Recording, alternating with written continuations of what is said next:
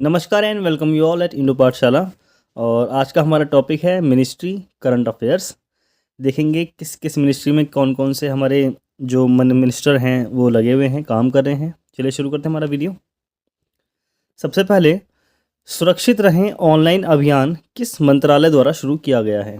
Stay safe online campaign. इसका answer है option A, मीटी, ministry of electronics and information technology. Okay, इसके बारे में देखते हैं कुछ जानकारी। मैं पेन ऑन कर लेता हूँ।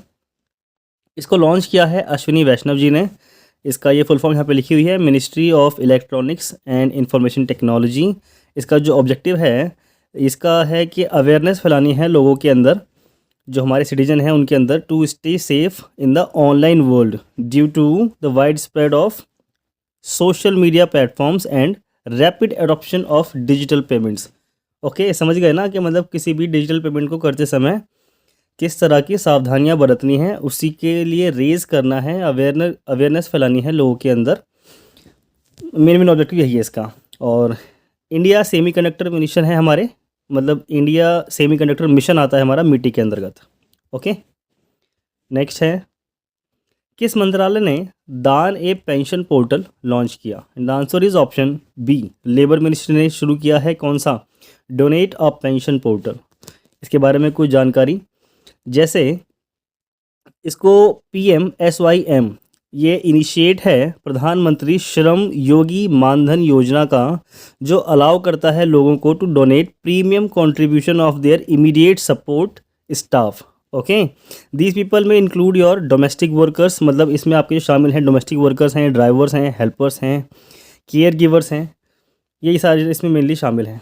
नेक्स्ट क्वेश्चन है हमारा, किस मंत्रालय ने शहरों के लिए नई रैंकिंग प्रणाली के दिशा निर्देश जारी किए हैं?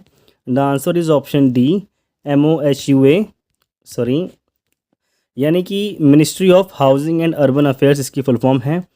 New ranking system of cities के अंतर्गत ये जो बेस्ड है फाइनेंशियल परफॉर्मेंस एंड ब्यूटिफिकेशन, यानी कि सुंदरता के ऊपर सिटी फाइनेंस रैंकिंग्स।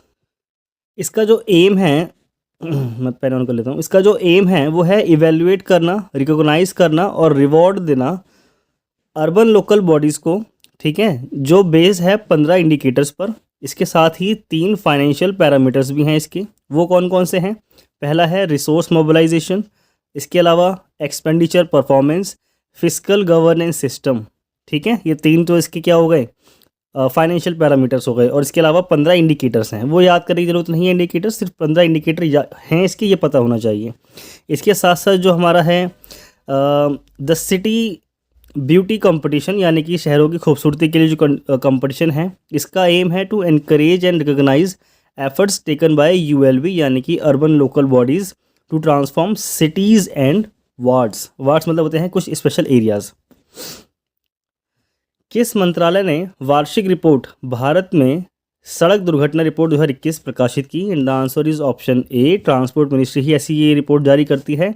इसके बारे में देखिए, डेथ्स फ्रॉम रोड एक्सीडेंट्स कितनी हैं? ये बढ़ गई हैं 1.9% देश में 2021 के डेटा के अनुसार। 2019 से 2021 में इतने परसेंट की वृद्धि हो गई है। कितने की? 1.9% की। ओके, रोड एक्सीडेंट सेवेरिटी, जो इसकी सेवेरिटी है, और the number of people killed पर 100, मतलब 100 एक्सीडेंट पर लगभग 33.7 टू 37.3% जो लोग होते हैं वो डेड हो जाते हैं। ठीक है, यही इसका सेंस। नेक्स्ट है हमारा, सिलहट सिलचर महोत्सव किस राज्य में आयोजित किया जाता है? इसका आंसर है ऑप्शन ए, सिलहट सिलचर महोत्सव किस राज्य में आयोजित किया जाता है? ये पश्चिम बंगाल का जो आपका चिकन नेक वाला पोर्शन है ना, उसी के आसपास आपका सिलहट सिलचर महोत्सव है। तो आप लोग इसका समझ गए होंगे। पश्चिम बंगाल मतलब पश्चिम बंगाल के चिकन नेक, लेकिन वो चिकन नेक पश्चिम बंगाल का नहीं, आपका किसका लगता है? असम का लगता है। ऑर्गेनाइज्ड असम्स बराक वैली, ठीक है, असम की बराक वैली में इसको ऑर्गेनाइज किया जाता है to celebrate cultural ties between India and Bangladesh. ये आपको याद रखना है। इसका आंसर असम है। इंडिया और बांग्लादेश की कल्चरल टाइज को सेलिब्रेट करने के लिए इस त्यौहार को मनाया जाता है। महोत्सव है ये सिलहट सिलचर महोत्सव। इसको ऑर्गेनाइज कराता है India foundation, which comes under the aegis of the union ministry of culture. ठीक है, मिनिस्ट्री ऑफ कल्चर के अंतर्गत इसको सेलिब्रेट किया जाता है, वो इसको होस्ट करते हैं। Bangladesh foundation for regional studies, ये इसका सपोर्टर है बांग्लादेश की तरफ से। शोकेस में क्या क्या होता है, लोकल प्रोडक्ट्स होते हैं to neighbouring regions of Sylhet Bangladesh और सिलचर इंडिया। ठीक है, इसको हमने देख लिया है पूरा। बढ़ते हैं आगे की तरफ। अमृत भारत स्टेशन योजना किस मंत्रालय द्वारा शुरू की गई है? And the answer is option B, ministry of railway ने इसको शुरू किया है। इसके बारे में कुछ जानकारियाँ। इसका जो मेन ऑब्जेक्टिव है वो है मॉडर्नाइज करना रेलवे स्टेशंस को अक्रॉस द इंडिया, और 1000 स्टेशंस को क्या करना है, इंफ्रास्ट्रक्चर डेवलपमेंट करना है। ठीक है, इस स्कीम के अंतर्गत। नेक्स्ट है हमारा, किस मंत्रालय ने भारत की उड़ान पहल की शुरुआत की? The answer is option C, ministry of culture. तो आपको इसमें कंफ्यूज नहीं होना है। Ministry of culture launched India की उड़ान, है ना। एक आपका अलग है उड़े देश का आम नागरिक, उसका आंसर बताइए कमेंट में करके। उड़े देश का आम नागरिक किसकी है, वो इनिशिएटिव किसका है? और ये मैं आपको पढ़ा रहा हूँ यहाँ पर इंडिया की उड़ान, तो दोनों में कंफ्यूज मत होइएगा। इंडिया की उड़ान ये इनिशिएट है मिनिस्ट्री ऑफ कल्चर के द्वारा। इसको एसोसिएशन, इसका जो एसोसिएट पार्टनर है वो है गूगल। इसको लॉन्च किया गया एज पार्ट ऑफ आज़ादी का अमृत महोत्सव। ठीक है, हमारे को भी पिछले साल आज़ादी के हो गए, तो उसी उपलक्ष्य में इसको लॉन्च किया गया है। इसकी थीम है unwavering and undying spirit of India over the past 75 years. कितनी अच्छी बात लिखी हुई है। नेक्स्ट है हमारे पास, बढ़े चलो अभियान किस मंत्रालय ने की पहल है? And the answer is option B, ये भी कल्चरल मिनिस्ट्री की है। इसके बारे में देखते हैं।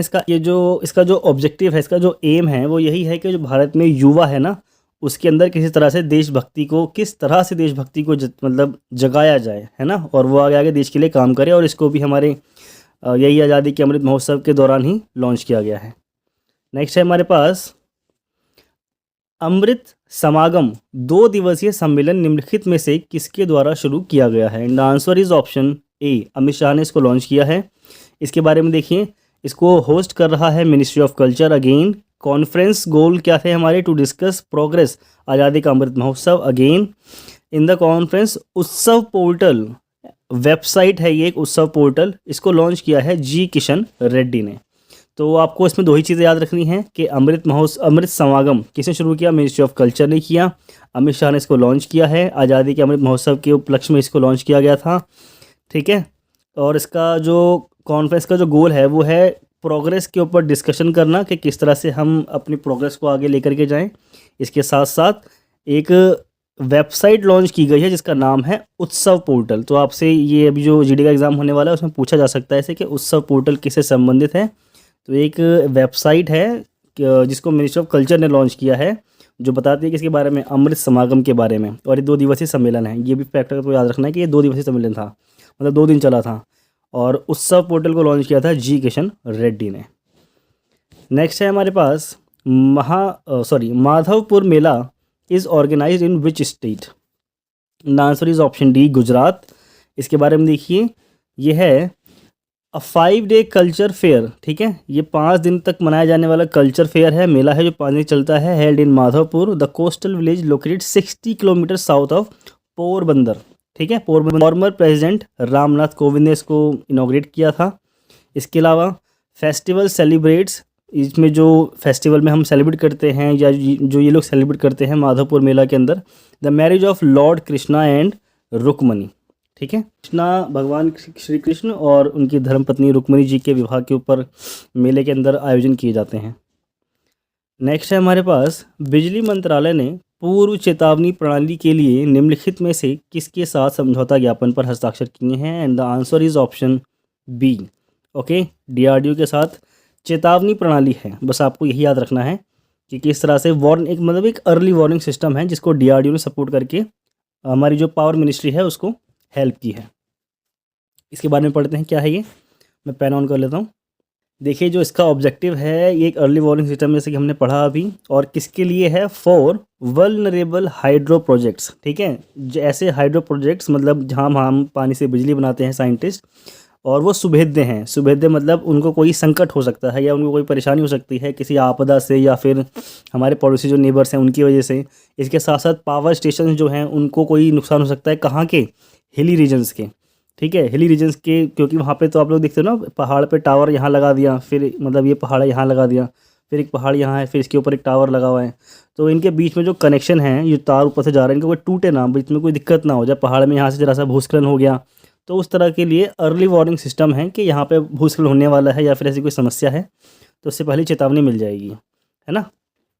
और पावर ऑफ मिनिस्ट्री के अलग अलग जो हमारी संस्थाएं हैं उनके साथ भी कॉन्ट्रैक्ट्स हैं, जैसे CSIR के साथ है, NGRI के साथ है, IMD है, WIH, ये सब आप पढ़ सकते हैं, इसमें कुछ ऐसा खास है नहीं, आपको याद रखना है मेन वो है कि ये वल्नरेबल हाइड्रो प्रोजेक्ट्स और power stations of hilly regions, ठीक है, इनको मतलब सपोर्ट करने के लिए, इनको सेव करने के लिए बनाया गया अर्ली वार्निंग सिस्टम है बाय DRDO।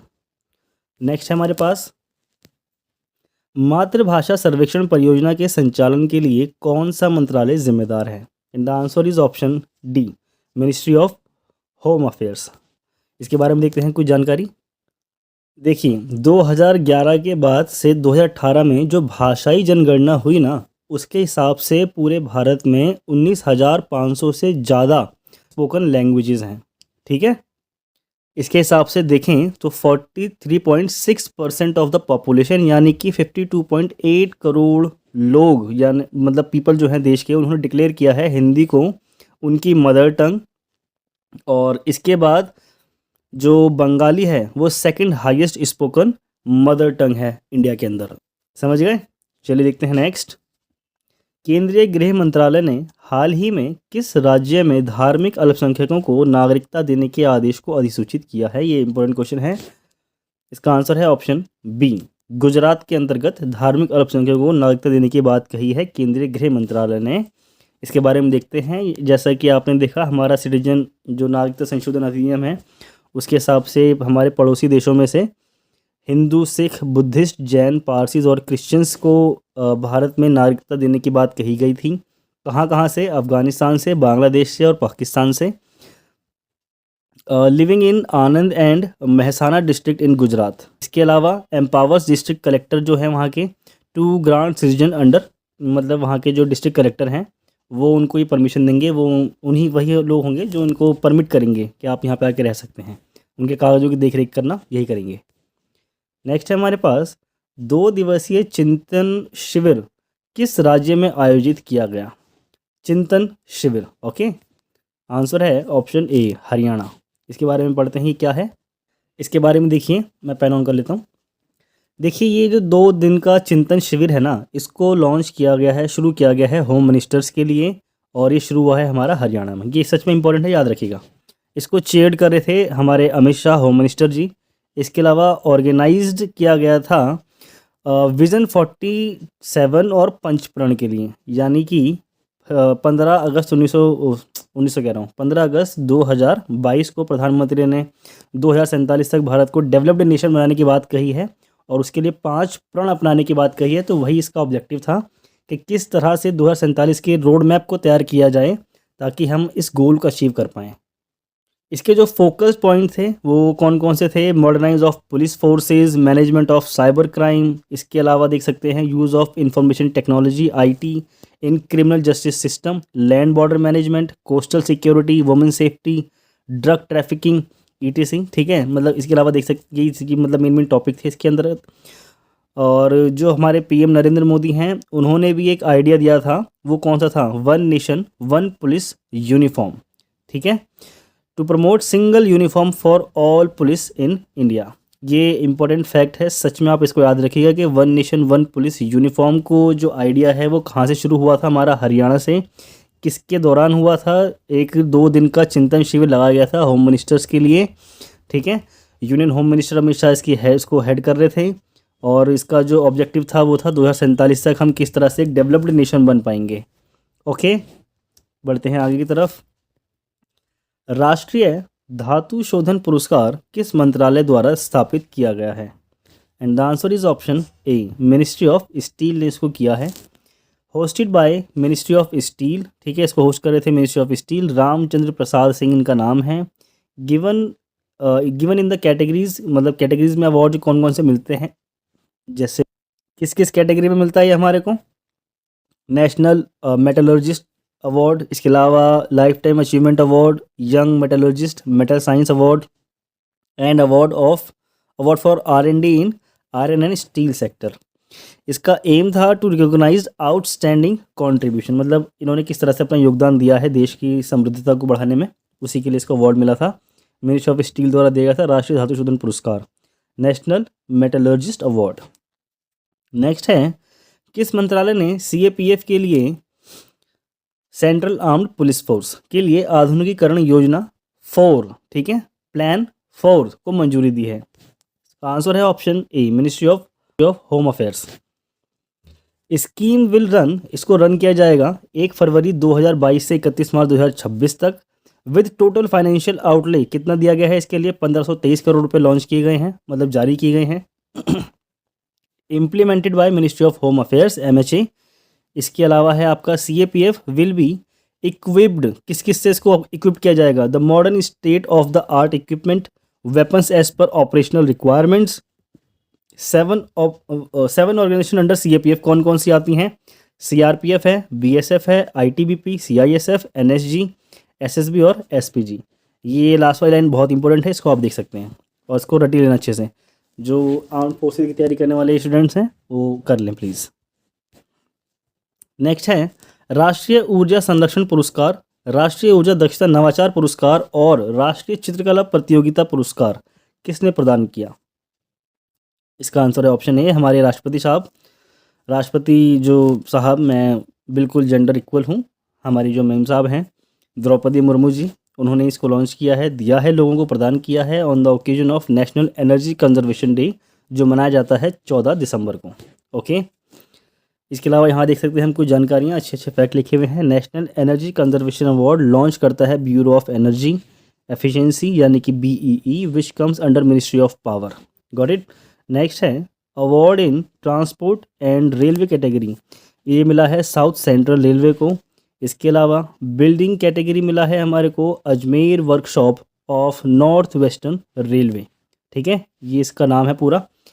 नीचे देखते हैं, national energy efficiency innovation award मिला है, award for the first time in 2021 to recognise outstanding and innovation works in area of energy efficiency, ठीक है। नेक्स्ट है हमारे पास national painting competition on energy conservation to bring changes in society to strengthen conservation efforts, मतलब किस तरह से conserve कर सकते हैं हम बिजली को, इसके लिए एक आर्ट किया गया था, पेंटिंग कंपटीशन किया गया था। नेक्स्ट है, भारत का सबसे बड़ा तैरने वाला सौर ऊर्जा संयंत्र किस राज्य में स्थित है? इसका आंसर है ऑप्शन ए, तेलंगाना के अंतर्गत स्थापित हो चुका है, ठीक है, स्थित है। यहाँ पे देखते हैं कुछ जानकारी इसके बारे में। मेड फुली ऑपरेशनल, मतलब जो ऑपरेशनल हो चुका है बाय NTPC एट रामागुंडम, ये तेलंगाना के अंतर्गत जगह है, आप ये भी पूछ सकता है पेपर में और ये भी, तो आपको ये दोनों याद रखना है। तेलंगाना के रामागुंडम में स्थित है, जो ऑपरेशनल हो चुका है, सबसे बड़ा तैरने वाला सौर ऊर्जा संयंत्र। इसकी कैपेसिटी है 100 megawatt. At COP26 conference of parties 26, India has committed to achieve 500 gigawatt of installed electric capacity from non-fossil fuel sources by 2030, ठीक है। 2030 तक भारत 500 मेगावाट की जो बिजली का उत्पादन करेगा वो नॉन फॉसिल फ्यूल से करेगा, ये इसका कहने का सेंस है। NTPC हमारा एक PSU है, पब्लिक सेक्टर यूनिट है, इस्टेब्लिश हुआ था 1975 में, और ये एक महारत्न कंपनी है 2010 से। अच्छा, मैं आपको बता रहा हूँ कि अभी हमारे भारत में टोटल 12 महारत्न कंपनियाँ हैं। आप लोग कमेंट करके बताइए कि महारत्न कंपनी के स्टेटस के लिए कौन कौन से क्राइटेरिया होते हैं, ठीक है। हम मिलते हैं कमेंट में इसके बाद। भारत पर्यटन सांख्यिकी रिपोर्ट 2022 निम्नलिखित में से किसके द्वारा जारी की जाती है या की गई थी? इसका आंसर है ऑप्शन ए, जगदीप धनखड़ जी के द्वारा, ये हमारे मिनिस्टर हैं। ये रिपोर्ट है टूरिज्म मिनिस्ट्री की, पेन ऑन कर लेता हूँ। On the occasion of world tourism day, जिसको मनाया जाता है 27 सितंबर को, ठीक है, और इस बार मनाया गया था 27 सितंबर 2022 को। महाराष्ट्र और तमिलनाडु ये विटनेस्ड हैं highest number of visit bye foreign tourist, मतलब सबसे ज़्यादा फॉरेन टूरिस्ट आए हैं वो महाराष्ट्र और तमिलनाडु में आए हैं, हमारे दिल्ली में नहीं आ पाए, छोड़ो गलत बात है। Taj Mahal, red fort, Qutub Minar are the top 3 most visited sites in India, ठीक है। 2021-2022 में ये वाली साइट्स सबसे ज़्यादा घूमी गई हैं। फॉरेनर्स के द्वारा। Group of monuments at Mamallapuram in Tamil Nadu was the most visited centrally protected monument bye foreigners. ठीक है, ये फैक्ट अच्छा है, इसको आपको याद रखना है। अब देखते हैं next, Ambedkar circuit special train किस मंत्रालय द्वारा शुरू की गई है? The answer is option B, tourism ministry. इसके बारे में पढ़ते हैं, क्या है ये? It includes Janmabhoomi Ambedkar's birth place in Madhya Pradesh. ठीक है, अंबेडकर जी का जन्म हुआ था मध्य प्रदेश में, वो भी इस जगह को भी इंक्लूड करता है। Deeksha Bhoomi place in Nagpur where Ambedkar embraced Buddhism. ठीक है, Mahaparinirvan Bhoomi the place in Delhi where he passed away, Ambedkar ji की मृत्यु हुई थी। And Chaitya Bhoomi the place of his station in Mumbai, मतलब जहाँ उनको दफनाया गया था, चैत्य भूमि। ये है हमारी किसको? अंबेडकर जी को। इसके अलावा Ambedkar circuit the first proposed इन 2016 में इसको प्रपोज किया गया था। स्वदेश दर्शन स्कीम के अंदर इसको बताया गया था हमारा, लॉन्च बाय टूरिज्म मिनिस्ट्री। 2014 से 2015 में इसको शुरू किया गया था। Integrated development theme based tourist circuit है ये। ठीक है, नेक्स्ट है हमारे पास इंपॉर्टेंट मिनिस्ट्री एंड मिनिस्टर्स, कौन कौन से मिनिस्टर कहाँ कहाँ काम कर रहे हैं। अमित शाह जी के पास हमारी मिनिस्ट्री है ministry of home affairs and ministry of cooperation. ये पेपर में आ चुका है, किसी पेपर में शायद एमटीएस में आया था लास्ट टाइम, तो जीडी में भी इसको पूछ सकते हैं। ये रिसेंट बनी हुई मिनिस्ट्री हमारी यही है, मिनिस्ट्री ऑफ कोऑपरेशन। किसके अंदर आती है? अमित शाह को संभालते हैं। राजनाथ सिंह के पास है ministry of defence. Nitin Gadkari ministry of road transport and highways. इसके बाद है Narayan Tatu Rane ministry of MSME. ठीक है, निर्मला सीतारमन के पास है ministry of finance and ministry of corporate affairs. ये ज़्यादातर साथ ही रहती हैं हमेशा, ये दोनों मिनिस्टर साथ ही रहती हैं। Narendra Singh Tomar ministry of agriculture and farmers welfare, इनके पास ये दोनों मिनिस्ट्री हैं। सर्बानंद सोनोवाल के पास है ministry of AYUSH. Virendra Kumar ministry of social justice and empowerment. Doctor Subrahmanyam Jaishankar, ठीक है, डॉक्टर एस जयशंकर, इनके पास मिनिस्ट्री ऑफ एक्सटर्नल अफेयर्स, इनके बारे में हर कोई जानते हैं आजकल। Arjun Munda ministry of tribal affairs इनके पास है। बढ़ते हैं आगे, इसके अलावा यहाँ देखते हैं, यहाँ है हमारे पास Smriti Zubin Irani ministry of women and child development. इसके अलावा मिनिस्ट्री ऑफ माइनॉरिटी अफेयर्स भी किसके पास है? इन्हीं के पास है। और ये माइनॉरिटी अफेयर्स आया था बीपीएससी वाले एग्जाम में, तो आप इसको याद रखेंगे। ठीक है, माइनॉरिटी अफेयर्स किसके पास है? जुबिन ईरानी जी के पास, Smriti Zubin Irani ji. Mansukh Mandaviya ministry of health and family welfare, इन्हीं के पास है। मिनिस्ट्री ऑफ केमिकल फर्टिलाइजर्स भी किसके पास है? मनसुख मंडाविया के पास है। अश्विनी वैष्णव ये संभाल रहे हैं मिनिस्ट्री ऑफ रेलवे, ये हमेशा पूछी जाती है तो आप उसको याद रखेंगे। Ministry of communication, ministry of electronics and information technology, मतलब मीटी भी किसके पास है? इन्हीं के पास है। G Kishan Reddy ministry of culture and ministry of tourism. इसके अलावा Anurag Singh Thakur ministry of information and broadcasting, ministry of youth affairs and sports, वो इन्हें ये संभाल रहे हैं। किरण रिजिजू ये संभाल रहे हैं law and justice minority ministry. इसके अलावा Bhupender Yadav ministry of environment forest and climate, ये change. Ministry of labour and employment किसके पास है? भूपेंद्र यादव जी के पास है। नेक्स्ट आता है हमारे पास, वर्तमान में पंचायती राज मंत्री कौन है? इसका आंसर आप बताएंगे कमेंट में। मैंने आपको 3 क्वेश्चन दिए हैं, कमेंट में मेरे को बताइए इसके आंसर्स। होप सो आप लोगों को वीडियो अच्छा लगा हो। अच्छा लगे तो उसको प्लीज़ डू लाइक सब्सक्राइब और शेयर करो अच्छे से, और जो भी कमी रह गई हो अच्छे से कमेंट करो तो मैं उसको इम्प्रूव कर लूँगा। ठीक है, थैंक यू।